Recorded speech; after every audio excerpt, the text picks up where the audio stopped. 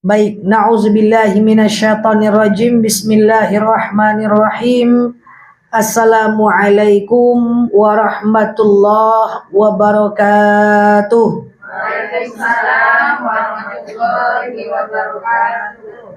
Alhamdulillahil wahidil qaharil azizil ghaffaril mukawwirul laili 'alan nahar tazkiratan li ulil qulubi wal absar tazkiratan li ulil qulubi wal absar tabsiratan li zawil albabi wal i'tibar. Walhamdulillahilladzi nahmaduhu nasta'inuhu nastaghfiruh wa na'udzu billahi min syururi anfusina wa min sayyiati a'malina. May yahdihillahu fala mudhillalah wa may yudlilhu fala hadiyalah. Nashhadu an la ilaha illallah, nashhadu anna Muhammadan abduhu wa rasuluh, la nabiyya ba'dah amma ba'd. Kama qala Allah ta'ala azza wa jalla fi kitabihil karim, na'udzu billahi minasy syaithanir rajim. Bismillahirrahmanirrahim. Ya ayyatuhan nafsul mutmainnah, irji'i ila rabbiki radiyatan mardiyah, fadkhuli fi ibadi wadkhuli jannati al-ayah. Wa kama qala an-nabiyyuna Muhammad ibn Abdullah, man salaka tariqan yaltamisu fihi ilman sahalallahu bihi tariqan ilal jannah. Al-hadis sadaqallahul azim. Ibu-ibu yang saya sayangi karena Allah, sebelum kita mulai kajian kita berdoa kepada Allah, semoga siapapun kita yang hadir dalam majelis ini, insya Allah Allah sehatkan badan kita, Allah kuatkan jasad kita, Allah tambah ruh keimanan kita, Allah luaskan rezeki kita, Allah angkat segala masalah kita, Allah jauhkan kita dari orang-orang zalim, Allah matikan kita dalam keadaan husnul khatimah. Amin. Allahumma amin. Selanjutnya salatan salaman daimaini mutalazimaini ala nabiyyina Muhammad ibn Abdullah. Salawat salam kita hadiahkan kepada baginda Nabi. Allahumma salli ala Muhammad wa ala ali Muhammad. Semua sehat, Bu? Alhamdulillah. Baik, semangat? Ya. Ilmu-ilmu sejarah masih ingat ya? Sejarah Fatimah, Aisyah masih ingat? Sikit-sikit. Oke, baik, kemarin kita udah membahas tentang hadis arba'in nomor 36, betul ya? Maka hari ini kita membahas sejarah ya, sirah. Sirah Nabi sudah, sirah istri Nabi sudah. Sekarang kita lanjut sirah para nabi. Kemarin kita belajar tentang Nabi Ibrahim, Siti Hajar, Siti Sarah, ya kan? Nah, kemarin harusnya kita sirah, tapi kemarin terbalik, kita bahas hadis. Jadi sekarang kita sirah. Suai? Baik, kita review sebentar tentang Nabi. Nabi Ibrahim alaihi salam punya istri dua. Siapa? Sarah dan Siti Hajar. Siti Hajar nih siapanya Siti Sarah? Adalah tadinya budaknya Siti Sarah, iya kan? Lalu kemudian Siti Hajar ini karena Siti Sarahnya cemburu, ditaruhlah lahirlah anak yang bernama dari siapa? Siti Hajar. Karena cemburu akhirnya ditaruhlah Ismail. Ismail meletakkan Siti Hajar dan Nabi Ibrahim meletakkan Siti Hajar dan Ismail ke kota Mekah. Waktu itu Siti Sarah masih di Hebron atau Palestina. Jadi kalau kita kisah Nabi Ibrahim dan keturunannya, nanti kita akan belajar itu rata-rata di Palestina, Bu. Kita akan lihat nih sejarahnya ini. Sayangnya kemarin beberapa waktu saya ke Palestina, ini saya nggak sempat ini ke Hebron karena ditutup oleh Israel. Jadi nggak bisa saya ceritakan sebuah faktanya itu. Dan ditutup oleh Israel kota Hebron. Padahal kisah Ibrahim dan anak-anaknya semuanya di Hebron. Nah, sekarang kita belajar dari Ismail, kan udah tahu kisahnya tuh. Dari Hajar punya anak namanya Nah, kan Siti Hajar, Siti Sarah tadinya mandul nggak punya anak, betul? Akhirnya selalulah berdoa kepada Allah. Nah, kita lanjut ceritanya ya.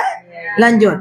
Akhirnya Ibrahim balik ke kota Hebron, Kanan, Palestina. Jadi kalau ibu nanti Palestina aman semoga. Kalau kita ziarah ke Palestina, kita akan mampir ke kota namanya Hebron. Ya, kota Hebron. Di sanalah Ismail, Ibrahim dan keluarga. Makanya di kota Hebron itu ada namanya Masjid Ibrahim.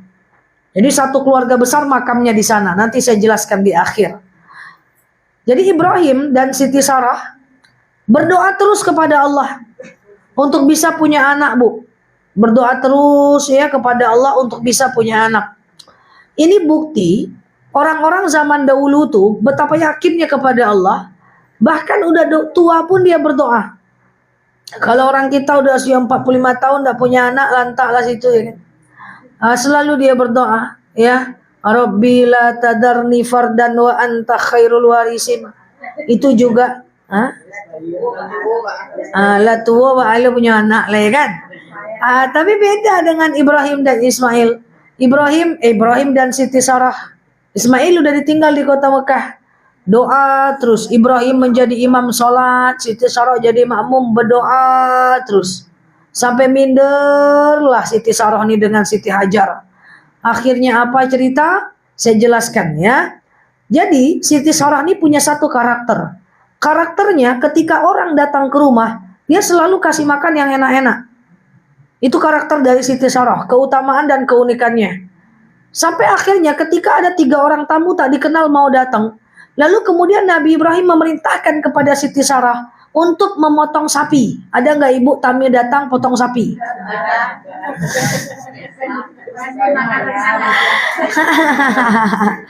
Tamu datang potong sapi. Karena dia menganggap yang akan datang itu tamu mulia. Lalu Nabi Ibrahim memerintahkan kepada Siti Sarah, coba kamu buat sapi enak-enak. Nah ya, kita ceritanya slow aja ya. Ini cerita soalnya panjang nih. Nanti kita sambung bulan-bulan selanjutnya tentang cerita Yusuf, Yakub, itu keturunan semuanya. Lalu kemudian setelah itu datanglah 3 orang tamu itu dan kemudian sudah dimasaklah sapi dan kemudian sudah ditaruh. Nah, Siti Sarah karena tamu itu semua laki-laki, dia sembunyi di dalam kamar. Dia hanya menaruh makanan balik belakang gorden. Karena itu menjaga kehormatannya sebagai wanita. Ibrahimlah yang menemui 3 laki-laki ini. Ternyata tidak dimakannya sapi itu oleh tamu ini. Lalu Ibrahim merasa, apakah sambutanku kepada tamu itu kurang? Kayak gitu. Jadi kalau nggak diminum dia merasa mungkin kurang sambutanku. Kalau kita nggak diminum, sombong betul kau nih. Ya kan? Nah, lalu Siti Sarah itu lihat dari balik gorden. Dia tak makan potongan sapiku ini. Mungkin pelayananku udah jelek ini. Nangislah Siti Sarah dari balik pintu. Ibrahim pun menangis. Lalu kemudian ternyata 3 orang ini, salah satunya 3 orang ini adalah malaikat. Apa malaikat ini berkata kepada baginda Nabi Ibrahim?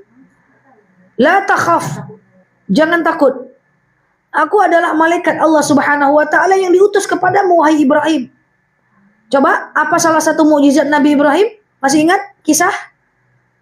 Yaitu tidak terbakar oleh api ketika dihantam oleh Raja Kulna yana rukuni bardaw wa salama ala Ibrahim.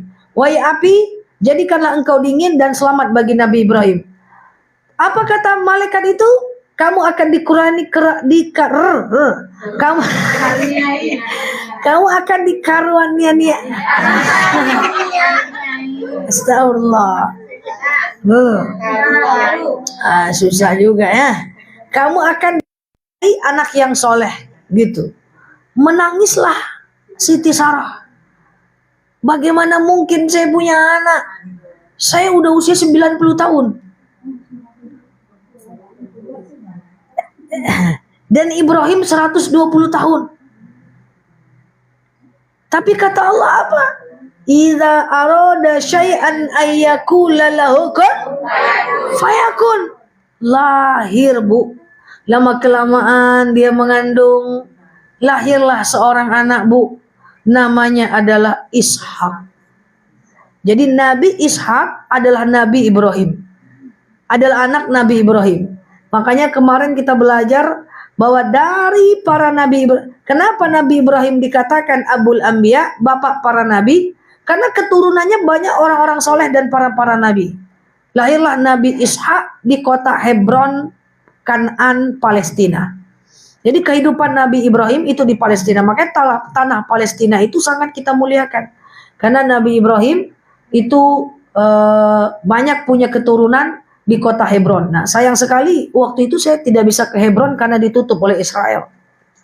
Nah, ibu-ibu yang saya sayangi karena Allah, Ishak lahir dan kemudian Nabi Ishak ini tumbuh menjadi anak. Dia punya keunikan sangat ramah.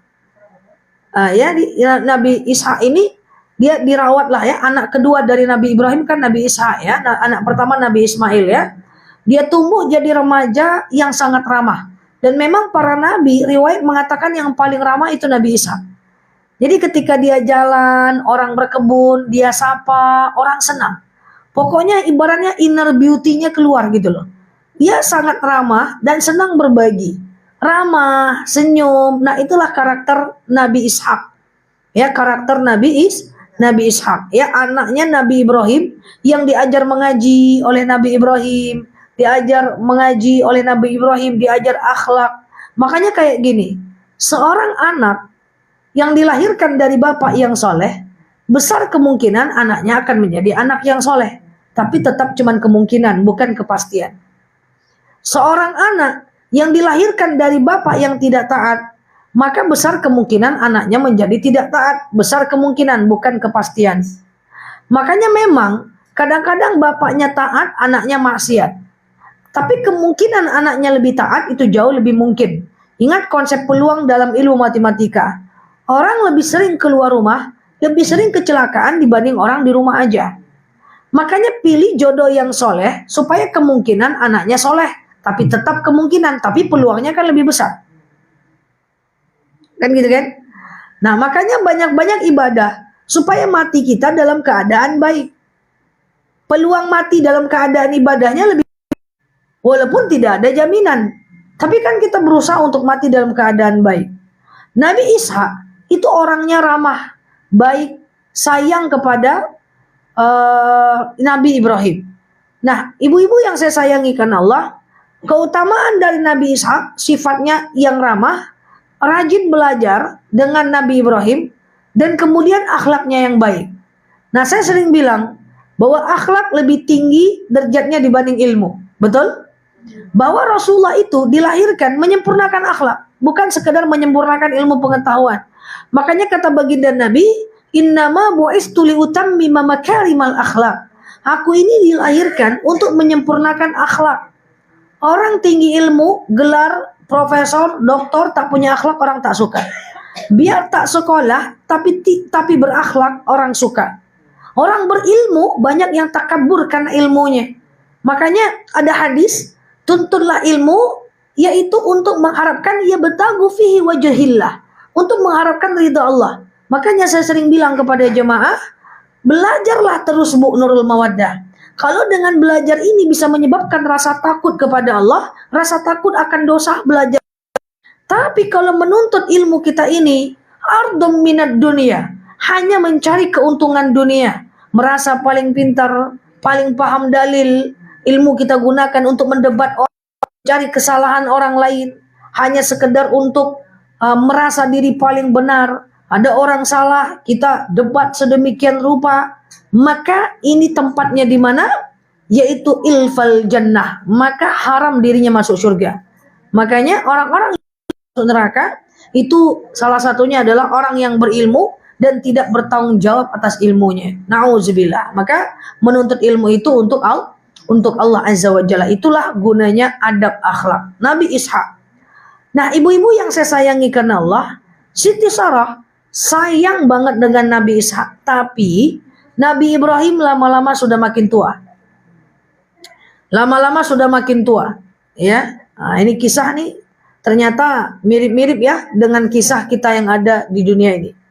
Udah makin tua dia pengen lah Ishak ini menikah. Dia pengen lah sebelum dia meninggal, dia lihat cucu, dia punya anak, dia punya lihat cucunya. Akhirnya dinikahkanlah Nabi Ishak ini dengan istrinya yang bernama Rafqah. Dalam riwayat lain bernama Rifqah. Itu adalah wanita cantik asal Irak. Irak, Palestina itu 800-an kilo. Irak. Wanita asal Irak.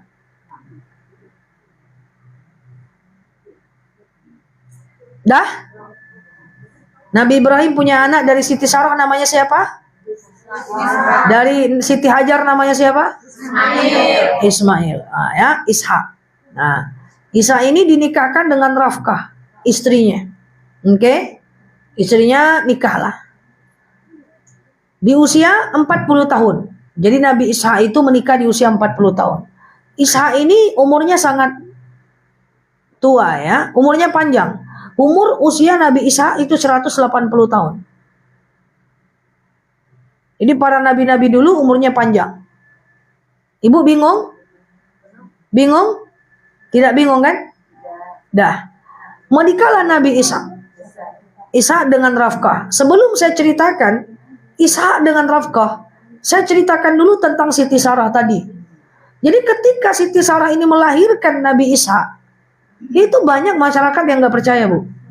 Banyak orang fitnah, Bu. Banyak orang ghibah, Bu. Manalah mungkin sudah tua dia punya anak. Setiap tempat orang menghibahkan Siti Sarah. Setiap tempat orang menghibahkan Nabi Ibrahim. Adakah Nabi Ibrahim membalasnya? Tidak ada sama sekali. Wajarlah, Bu, orang bingung. Bayangkan, Nabi Ibrahim disegani. Nabi Ibrahim diulamakan. Nabi Ibrahim dituakan. Nabi Ibrahim ditokohkan di Hebron. Masih banyak juga orang yang menggibahkannya.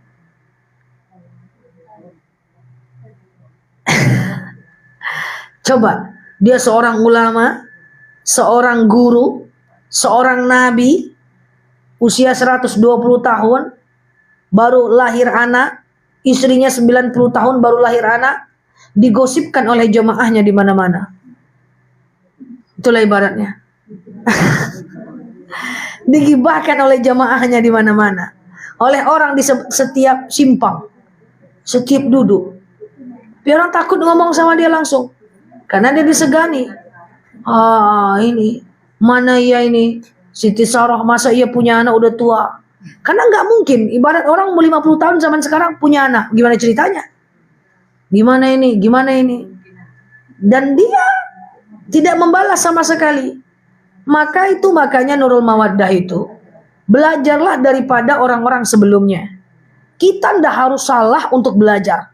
Salah dulu baru belajar. Nggak usah. Belajar dari salahnya orang dan benernya orang aja. Sekarang dunia aja lah. Banyak teman-teman saya bangun bisnis suka ngomong kayak gini. Kita harus gagal dulu saja baru kita belajar. Teori itu. Tengok orang yang gagal, jangan ikuti gayanya. Tengok orang yang sukses, ikuti gayanya. Saya merasa tidak harus melakukan kesalahan untuk saya belajar. Saya cukup belajar dari kesalahan orang. Jadi teorinya yang benar, jangan nunggu salah dulu baru belajar. Kita tidak harus salah untuk belajar. Ya lihat salah orang, jangan ikuti. Itu sama dengan kita belajar daripada para nabi. Nabi saja itu digosipkan, kemudian difitnah. Nah kalau ibu juga difitnah, digosipkan, tetap aja membalas, ala parah mana tuh, Pak. Kita bukan nabi, bukan rasul. Masa semua orang mau suka sama kita? Iya kan? Nah, kita coba. Nggak usah. Ya ke teori-teori motivasi itu coba ibu. Coba ibu teori motivasi. Semangat. Hidupnya harus semangat. Hidup ini tidak harus semangat, Bu. Kerjakan aja, yang penting konsisten. Semangat itu nggak ada ceritanya. Cuman 2 hari aja dia datang. Kadang-kadang sejam. Habis itu tak kemana-mana dia lagi. Makanya kan sering saya bilang, Ustazah gimana caranya semangat sholat duha? Nggak usah semangat, kerjakan aja lah. Tapi saya malas kerjakan. Al-iman yazid wa yanqus. Iman itu kadang naik, kadang turun. Waktu dia naik, kerjakan. Waktu dia turun, paksakan. Mana bisa semangat terus? Emang kita dispenser? Bahaya kalau mengerjakan sesuatu karena semangat. Kenapa rajin datang Nurul Mawaddah? Lagi semangat Zah. Sebulan gak datang. Kenapa gak datang? Lagi gak semangat Zah. Bahaya itu. semangat itu. Saya entah kapan semangat dalam hidup saya nggak tahu. Saya cuma menjalani kewajiban dan tanggung jawab saya. Semangat bonus aja. Kalau nggak ada dia nggak apa-apa, saya tetap kerjakan. Nah itu teori-teori itu. Harus melakukan kesalahan. Mana ada orang harus melakukan kesalahan? Nggak usah salah. Ya kan? Cukup belajar dari salah orang supaya kita nggak salah. Apalagi take a risk. Ambil resiko. Jauhi resiko bukan ambil. Bila perlu dalam hidup ini kita ngerjakan sesuatu yang benar, tepat sasaran, tepat guna, menang. Ya kalau udah kita jauhi, beresiko juga nggak apa-apa. Tapi jangan dikejar resiko. Masa harimau di situ kita masuk? Ya kan, teori-teori motivasi ini perlu dikaji ulang. Nah, saya banyak mendapatkan mahasiswa terjebak teori-teori itu. Nguji skripsi, ujian skripsi, dikerjakan 5 bab. Coret aja cuma 2 halaman, gak datang 6 bulan. Kenapa kamu gak datang? Lagi gak semangat, Bu. Nah, semangat itu gak lama dong, sejam aja. Nah jadi itu pun udah mantap lah, sejam aja nyok. Ya jadi jangan berharap pada semangat, nggak usah lah semangat kali dalam hidup. Bahkan kita nggak perlu itu. Yang kita perlu lakukan dengan konsisten saja.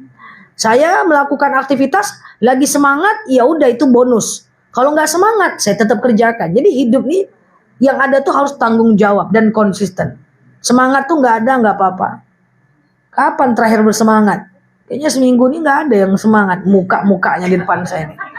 Nah, gitu ya. Semangat ya. Nah, semangat ya, Masya Allah. Walaupun hujan ya, Masya Allah. Nah ini datangnya nggak karena semangat, saya yakin. Insya Allah datangnya karena konsisten, karena tahu ini kewajiban. Ya kan? Jangan Bu, bahaya. Nanti nggak semangat Ibu minggu depan tak datang Ibu. Oke? Nah kayak gitu ya. Jadi melahirkanlah, jadi belajar dari mereka, dari para nabi. Para nabi itu luar biasa ya. Nabi itu semuanya dimusuhi, punya musuhnya sendiri. Kalau ibu nggak punya musuh kurang mantap, nggak punya hater kurang mantap. Tapi mau kayak nabi, gitu ya. Jadi balik kita kepada cerita kita lagi tadi ya. Nabi Isa punya anak, punya istri namanya siapa tadi?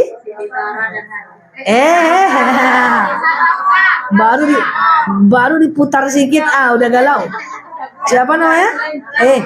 Ini oke. Rafkah. Usia berapa dia nikah? 40. Usia 40 tahun. Nah kan? Nah setelah itu ibu-ibu yang saya sayangi karena Allah, rupanya diuji lagi Bu. Rafkah, garis miring Rifkah, ditakdirkan oleh Allah mandul sama seperti ibunya. Nah, ini cerita kita, nanti kita bersambung-sambung. Sedihlah Nabi Ishak. Dia punya istri cantik dari Irak, Rifkah, garis miring Rafkah. Lama Bu, nggak punya anak Bu. Tapi selalu berdoa kepada Allah Azza wa Jalla. Selalu berdoa kepada Allah Azza wa Jalla. Berdoa terus tiap malam. Makanya saya sering bilang kepada jemaah, ujian itu diberikan kepada Nabi, ujian itu diberikan kepada baginda Nabi, gitu ya. Nah, jadi akhirnya Nabi itu bedanya sama kita tidak berputus asa, gitu ya. Tidak berputus asa dan selalu berdoa, memimpin ya. Jadi punya anak, berharap punya anak dan selalu berdoa. Ya dalam riwayat mengatakan beliau itu selalu berdoa setiap ibadahnya. Rupanya Bu, kan saya sering bilang, ad-doa sijinul mu'min. Doa itu senjata bagi kaum mukmin. Maka kalau ibu sekarang ada yang diuji tidak punya anak, ibu tidak boleh berputus asa. Kan ada dalil wala taqnatu mir rahmatillah. Ya. Jangan putus asa dengan rahmat Allah. Jadi orang semakin tinggi doanya, maka semakin tinggi tingkat kepercayaannya kepada Allah. Saya sering bilang kepada jemaah, tidak ada kata mustahil bagi orang yang beriman. Saya ulang, tidak ada kata mustahil bagi orang yang beriman. Karena kalau kita bilang mustahil, berarti tauhid kita bermasalah. Oh mustahil saya itu bisa punya anak. Saya udah program hamil bertahun-tahun. Nggak ada kata mustahil. Saya itu mustahil suami saya berubah, udah tua, bentuknya macam Doraemon pula. Mustahil dia bisa berubah, nggak boleh. Ini suami saya udah tua, mustahil dia bisa bertaubat, nggak boleh. Tidak ada kata mustahil bagi orang yang beriman. Dia berdoa terus, suami istri berdoa. Ya, Ishak masih tetap berlaku seperti laki-laki yang ramah, seperti laki-laki yang baik. Masya Allah, Allah Karim. Akhirnya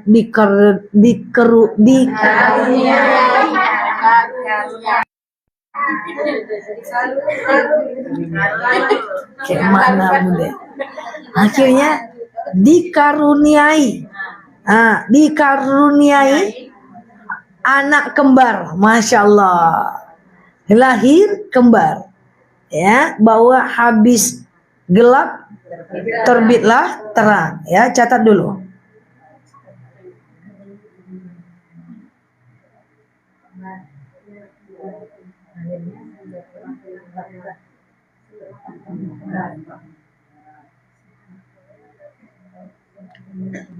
Oke, di usia berapa dia melahirkan?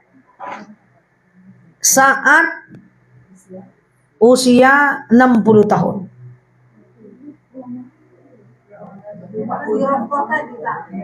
Ya. Oke.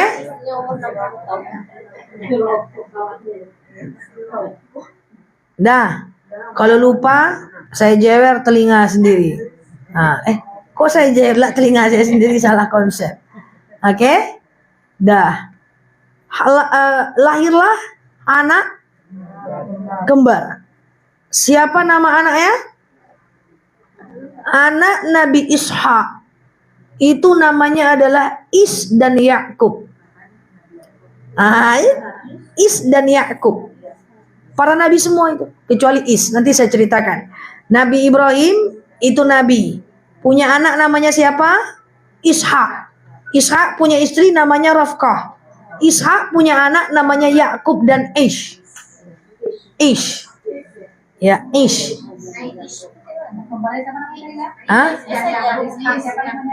Anak Ishak, Is dan Yakub. Is dan Yakub. Udah pernah dengar ceritanya sebelumnya?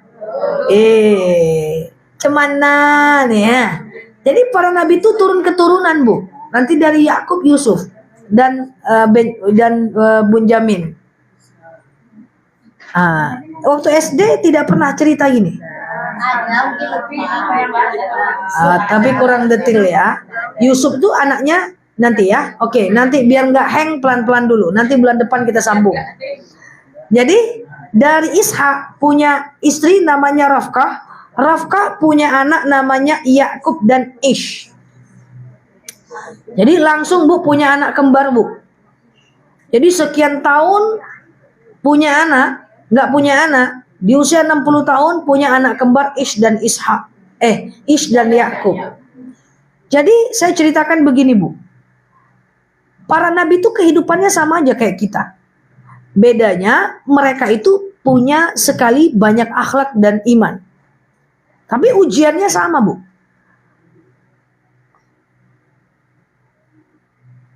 Ishak ini punya anak namanya Yakub dan Ish. Kembar, dibesarkan baik-baik, diajar akhlak, diajar tauhid. Ya, ini cucunya Nabi Ibrahim gitu ya. Diajar macam-macam ilmu, tapi tumbuhnya nggak sama. Tumbuhnya keduanya menjadi anak yang berbeda. Berharap mengikuti bapaknya menjadi nabi dan kakeknya menjadi nabi. Ternyata Is dan Yakub itu punya jalan yang berbeda. Ish itu lebih senang berburu. Jadi lebih senang keluar. Bentar-bentar dia keluar rumah dia berburu. Keluar rumah dia berburu. Ini kakaknya ini. Ya. Sementara Yakub lebih senang belajar mengaji di rumah. Belajar mengaji di rumah.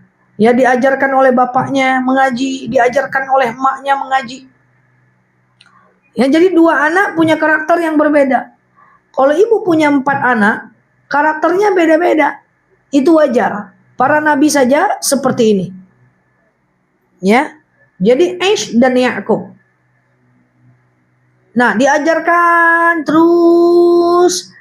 Rupanya Aish menjadi pemburu. Sementara Yakub menjadi nabi.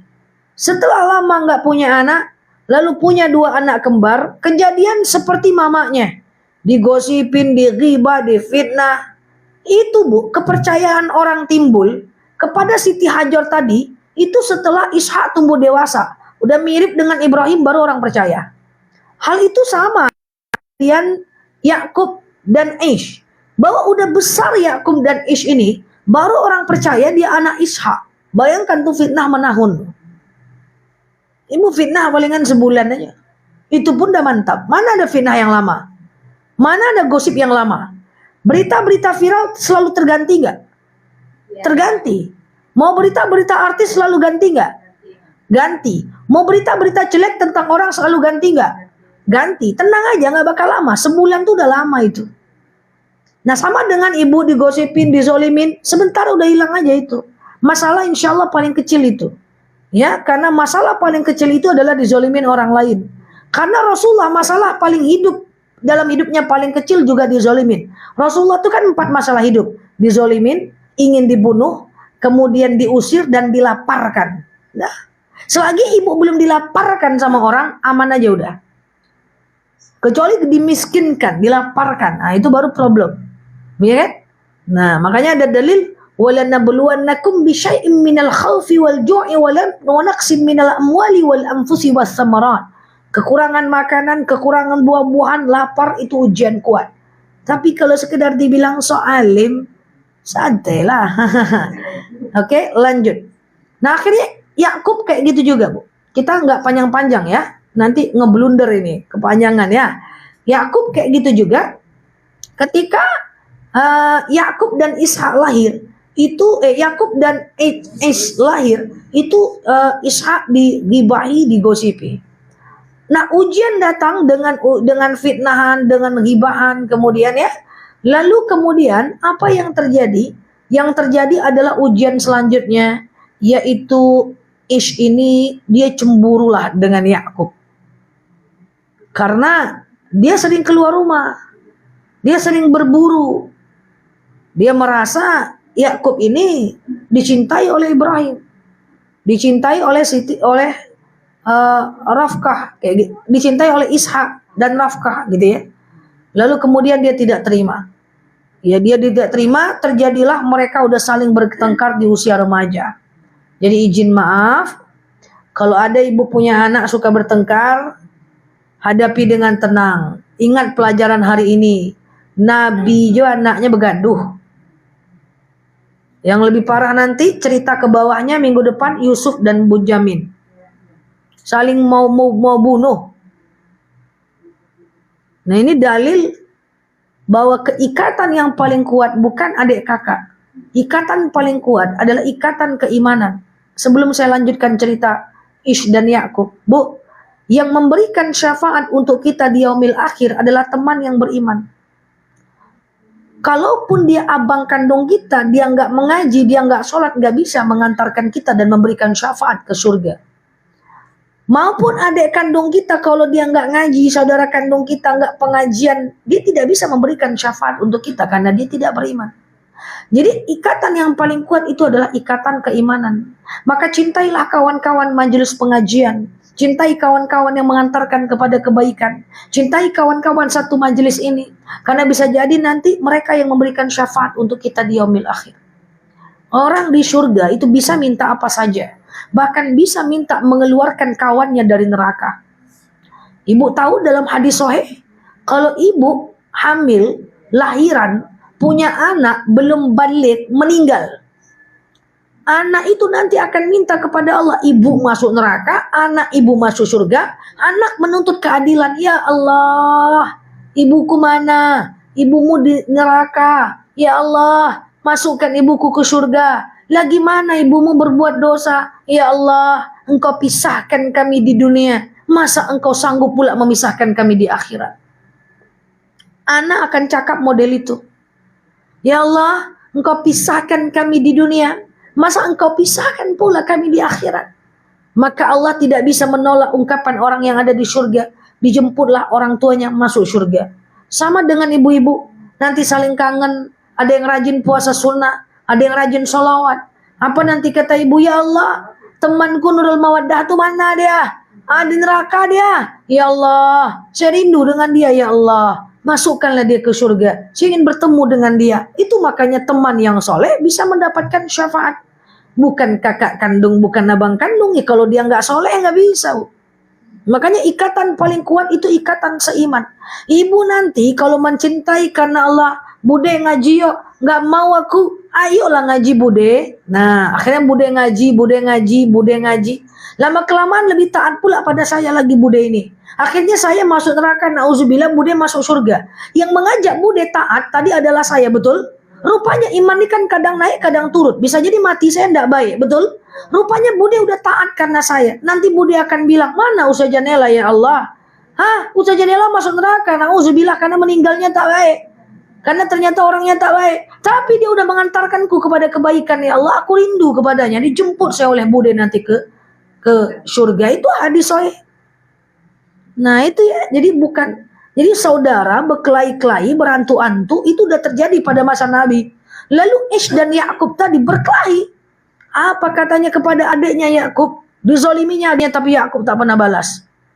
Mau kayak Yakub? Jangan sedikit balas. Sedikit balas. Tidak boleh. Orang beriman, orang yang punya level tidak boleh menodai tangannya dengan membalas keburukan orang lain. Dan tidak boleh menodai hatinya dengan mengharap balasan kebaikan dari orang lain. Kalau berbuat balasan, lupakan. Berbuat baik, lupakan. Ada orang jahat, maafkan. Jangan nodai. Semua akan diminta pertanggungjawaban. Dia tidak membalas. Satu ketika, makin lama makin tualah Nabi Ishak. Matanya mulai nggak kelihatan. Dia udah mulai lemah. Lalu kemudian, Yakub di rumah belajar. Lalu kemudian Ish ingin pergi berburu. Dia bilang kepada Yakub, jangan kau sentuh ayah. Ayah menjadi tanggung jawabku. Wah, ego lah abang. Rupanya Siti Sarah, Rafkah sudah masak. Kemudian harus mengantarkan makanan kepada ranjangnya Nabi Ishak. Karena Ishak suka sekali disuapin makanan oleh anaknya. Ish nggak pulang-pulang, padahal itu tugasnya Ish dari Rafkah. Paham sampai sini? Apa kata Rafkah? Yakub, kayaknya engkaulah yang harus nyuapin bapakmu. Aish abangmu entah kemana-mana, tak balik-balik dia. Pergi dia, ibaratnya anak sekarang nongkrong lah dia di kafe, ngangak-ngangak dia di luar gitu kan. Lalu kemudian disuapkanlah oleh Yakub ini makanan kepada Ishak. Disuapkan. Ishak terharu karena disuapkan oleh anak yang dia cukup sayang. Tapi mereka tidak pernah membeda-bedakan anaknya. Walaupun jadinya Ish ini adalah menjadi anak yang cukup nakal dalam tanda kutip. Lalu apa kata Ish? Apa kata Ishak kepada Yakub? Aku berdoa, semoga dari engkau nanti diturunkan para nabi dan para raja. Nah, ini cerita kita masih panjang. Bulan-bulan selanjutnya. Kalau dipanjangkan betul sakit kepala beko. Apa kata Nabi Ishak kepada Yakub? Aku doakan semoga dari engkau lahirlah keturunan para nabi dan para raja. Cerita masih panjang. Didengarlah oleh Ish. Harusnya itu doa buat saya. Tapi ibuku menyeting yang memberikan itu adalah Yakub. Harusnya doa itu buat saya. Dan Ish tahu bapaknya Nabi. Dan doa Nabi diijabah. Nanti kita akan besok-besok cerita apa sih keturunan raja dan para nabi, keturunannya Yakub. Oke? Lalu kemudian mereka bertengkar. Dan akhirnya Ish ingin membunuh Yakub. Ish ingin membunuh Yakub. Susah bapaknya melerai. Susah emaknya melerai. Susah bapaknya mengamankan Yakub. Susah emaknya mengamankan Yakub. Akhirnya apa? Ya Allah, Yakub ini luar biasa. Apa kata emaknya, Rafkah dan Ishak? Ibaratnya gini, kup kup kup gitu ya kan. Ya, kup kup kup, iya. Ish itu ingin membunuh kamu. Orangnya keras. Dia cemburu dengan keberadaanmu. Kau pergi saja dari rumah. Kau pergi ke Irak. Ingat ya, jarak Hebron, Palestina, Irak 800 kilo. Bolak-balik Bukit Tinggi 3 kali ya. 300 kan? 300, 300, 300. Supaya terhindar dari bunuhan dari Aish. Dan kau cari pamanmu di situ. Kan itu orang Irak. Sementara ibunya kan Rafqah dari Irak, paham ya? Jadi abangnya Rafqah yang dicari oleh Yakub. Paham atau bingung? Bingung. Rafqah tadi orang mana? Coba ulang lagi. Ini bahaya nih kalau diteruskan. Ibrahim punya istri namanya Siti Sah. Dari Sarah punya anak namanya Ishak. Ishak berapa tahun usianya? 40. Berapa tahun total usia Ishak? 180. Usia berapa dia menikah?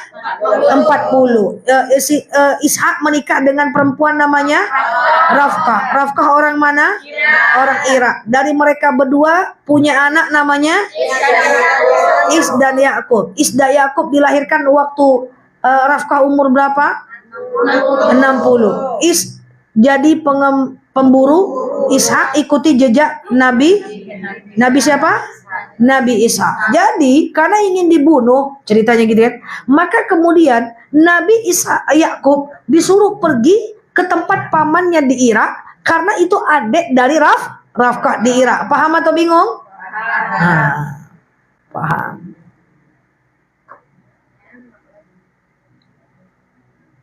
Nabi Isa jauh lagi. Bayangkan ibu, supaya tidak dibunuh oleh saudara kandung sendiri. Kapankah Yakub berangkat ke Irak? Yaitu di tengah malam, Bu. Bayangkan, sendiri. Anak muda berangkat tengah malam sendiri ke Irak. Supaya tidak dibunuh oleh abangnya. Bayangkan apa jadinya kita jadi Yakub. Mak suruh mengalah. Ngalah aja lah kau nak. Pergilah kau jalan. Biarlah abangmu di sini. Gitu kan? Lalu kemudian singkat ceritanya sedikit lagi. Pergilah Yakub melewati lembah, sungai. Coba dilihat di peta. Palestina ke Irak itu padang pasir. Jadi saking teriknya matahari di siang hari dan dinginnya malam hari, dia memilih siang untuk istirahat, malam jalan. Karena kalau siang dia jalan haus, panas. Jadi dia milih siang istirahat di bawah-bawah pohon dan malam dia berjalan.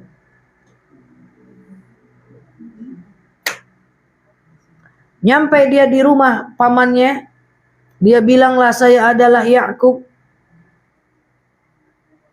Kakek saya Ibrahim. Akhirnya beliau bersama pamannya berdagang di situ. Di Irak. Nanti kita ceritakan sambung bulan depan. Tidak lama dia balik lagi ke Hebron. Ini kita udah mau tutup. Udah besar Yakub. Dia pulang lagi ke Palestina. Dia pulang lagi di Hebron. Ke Hebron. Oke, saya jelaskan. Makanya di Hebron ini ada keluarga besar para nabi. Di Hebron ada namanya Masjid Ibrahim. Siapa yang dimakamkan di Hebron, Palestina? 1. Ibrahim. Di situ di Hebron. Tapi Israel nutup ini sekarang. Sehingga kalau kita ziarah nggak bisa kita ke Hebron. Yang kedua adalah Siti Sarah.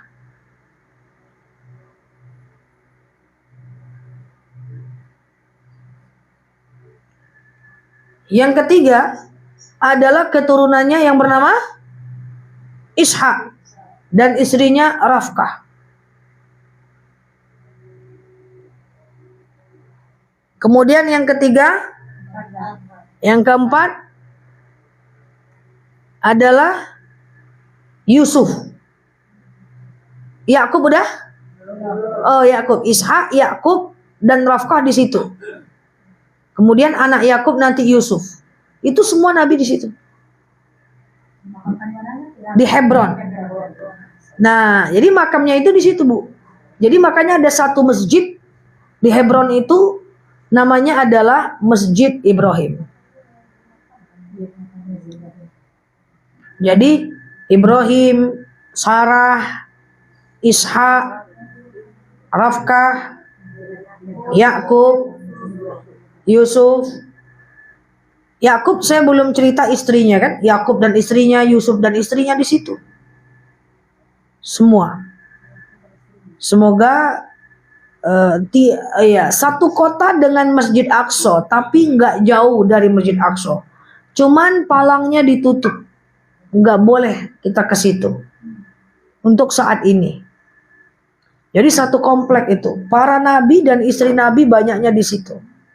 Bayangkan nabi itu jauh-jauh ya, jalannya itu. Jadi sebenarnya Palestina itu bukan sekedar Aqsa, Bu. Imam Syafi'i lahir di Palestina. Keluarga para nabi di situ, Ibrahim, Siti Sarah, Hajar pernah di situ, Ishak istrinya, Yakub istrinya, Yunus istrinya, Yusuf istrinya, Bunyamin di situ semua. Jadi para nabi itu banyaknya di situ, di Palestina. Itu makanya tanah Palestina itu tanah yang suci gitu. Pusatnya di situ. Nah, kenapa, maaf saya berkata sebelum saya tutup pengetahuan aja. Kenapa orang-orang Yahudi juga ke situ? Karena mereka mengakui para nabi kan? Mengakui para nabi di situ. Saking kita itu banyaknya para nabi di situ, sampai para nabi jumlahnya berapa? Yang kita akui 25. Jumlahnya 230.000 para nabi. Waktu saya pergi ke sana itu, makam Nabi Harun itu ada di Bukit Tursina, di Bukit Sinai, kaki Bukit Sinai. Makam Nabi Syuaib adanya di Jordan. Saking bertumpuknya makam para nabi di situ, jujur saja, kita pergi ke salah satu titik yang salah, yaitu makam Nabi Daniel. Ini nggak ada dalam Al-Quran. Nama Islamnya apa ini? Jadi waktu saya terjebak di situ, apa saya bilang ke jemaah nih ya? Jadi titiknya makam Nabi Daniel, ya, makam Nabi Daniel. Kebetulan pemilik travelnya itu juga ada Holy Land ke sana. Orang-orang Kristen juga ke situ, ke Palestina kan. Kalau kita naik ke Bukit Sinai, orang non Muslim mengakui juga Nabi Musa. Jadi jalan itu kita ketemu orang Kristen, karena di atas Bukit Sinai itu ada gereja dan masjid. Jadi Bu, kalau kita ke Palestina Bu, orang Israel kan kota sucinya juga Bu, Palestina. Di samping Aqsa itu ada tembok ratapan. Orang non-Muslim ke situ. Kalau kita naik ke Bukit Sinai, Islam dengan non-Muslim bercampur. Mereka ke Nabi Musa juga. Kalau kita pergi ke makam Nabi Syuaib, orang non-Muslim juga ke situ Bu. Karena mereka dalam kitabnya ada para nabi. Walaupun kisahnya berbeda gitu kan. Paham gak maksud ini? Nah jadi makam Nabi Daniel. Langsung saya telepon travelnya, ini salah titik. Oke Ustazah, nanti kita ubah untuk kepergian selanjutnya. Saking banyaknya. Ya cuman sama ya. Semua nabi itu di mana dia dilahirkan, di situ dia dimakamkan ya. Jadi kalau dia meninggalnya di bawah bukit, meninggalnya di bawah bukit. Kalau dia meninggalnya di rumah, ya dimakamkan di rumah. Semua nabi. Makanya Nabi Harun itu di kaki bukit. Nabi Syuaib itu di rumah-rumah orang banyak. Ya berserak aja gitu. Ya. Nah, kayak gitu ya. Oke. Jadi para nabi banyaknya di Palestina. Demikian, wallahu a'lam bishawab. Assalamualaikum warahmatullahi wabarakatuh. Udah. Demikianlah tausiah kita pada hari ini. Ustazah, kami semua berterima kasih atas amal yang diberikan oleh Ustazah pada hari ini. Mudah-mudahan kami bisa mengamalkan dalam kehidupan kami sehari-hari dalam keluarga kami. Dan untuk Ustazah, mudah-mudahan ini sebagai ladang amal bagi Ustazah untuk lahir kelak. Amin, amin, ya rabbal alamin. Baiklah ibu-ibu, dengan berakhirnya kajian kita pada hari ini, kita tutup dengan hamdalah. Alhamdulillahirabbil alamin. Akhirul kalam wa billahi taufiq wal hidayah. Assalamualaikum warahmatullahi wabarakatuh. Doa udah. Bismillahirrahmanirrahim. Alhamdulillahirabbil alamin. Hamdan yuafi ni'amahu wa yukafi'u mazidah. Ya Rabbana lakal hamdu wa lakal syukru yanbaghi li jalali wajhika wa 'azimi sultan.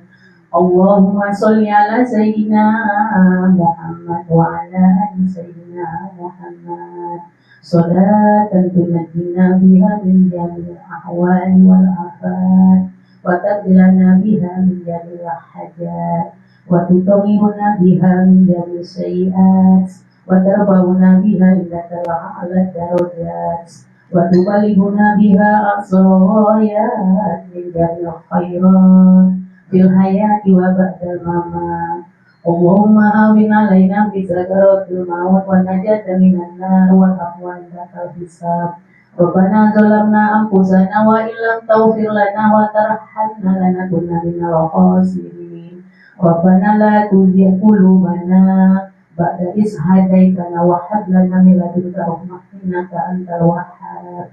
Rabbana ighfir lana dzunubana wa liwalidina wa limasaihina wa limuallimina wa liman lahu haqqun alaina wa liman ahabba wa ahsana ilaina wa likafatil muslimin. Rabbana taqabbal minna innaka